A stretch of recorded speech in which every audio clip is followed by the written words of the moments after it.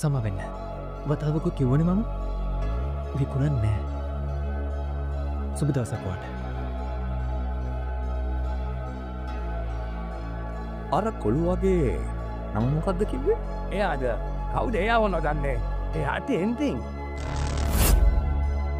Unicorn රහස සැබෑ හැඩොක් කෙනෙකුට පමණහිල් සොයා ගන්න පුළුවන් වෙන්නේ. ඒත් රැකම් කෙනෙක් තමයි වැඩේ කෙරුවේ. ඔය ආයිත් පැරදුනා හැඩක්.